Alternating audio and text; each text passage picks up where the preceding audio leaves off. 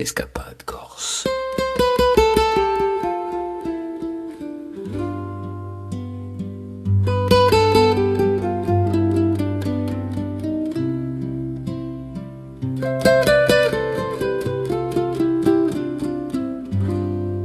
J'arrive à Ajaccio par un matin salé. L'avion frôle la mer comme une pensée qui hésite à se poser. La lumière est déjà plus franche ici. Elle ne demande pas la permission. Sur le port, les bateaux parlent bas et Napoléon regarde passer les siècles sans trop y croire lui-même. La route s'élève, quitte la mer sans la trahir. Le maquis s'ouvre en phrases odorantes. Immortel mur de silence brûlant. La montagne surgit d'un coup, fière, rugueuse, comme si la Corse rappelait aussitôt qu'on ne la traverse pas.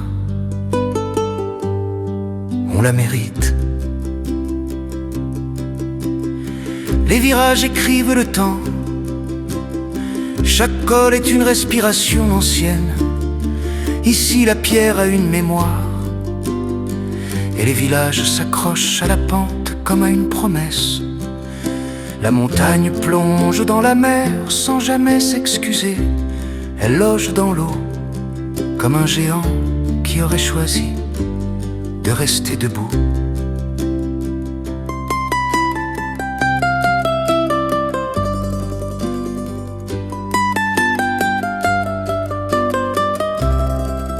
Porto Vecchio apparaît enfin, entre pins et reflets bleus.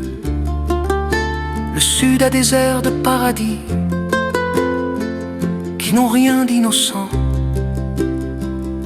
La mer est trop belle pour être simplement décorative.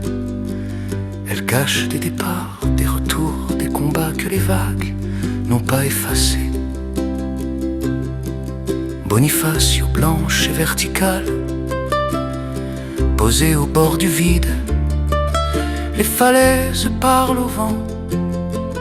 Elles racontent des siècles de veille, de peur, de courage, de frontières mouvantes. On marche lentement, comme si chaque pas devait demander pardon à l'histoire. À Sartène, la Corse fait grave.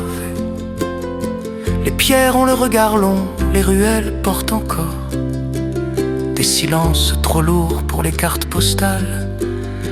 Ici on comprend que l'île n'a pas toujours dit oui, qu'elle n'a pas toujours été française, et qu'elle ne l'est pas depuis si longtemps, à l'échelle de ces montagnes.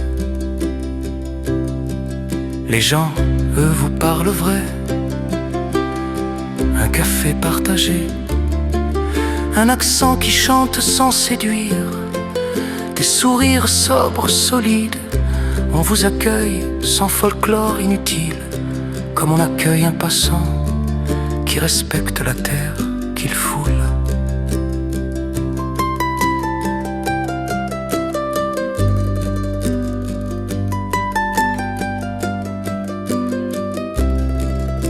La Corse ne se donne pas,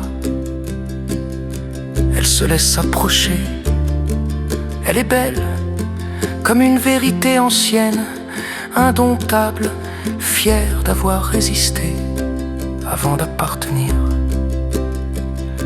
Et quand on repart, on comprend que l'on emporte moins des images que quelque chose de plus dense. Un goût de roche et de sel, une leçon de lenteur, et cette certitude discrète que certaines terres ne seront jamais vraiment possédées. Elles sont juste là, debout entre la montagne et la mer, à rappeler aux voyageurs qu'il n'est jamais qu'un invité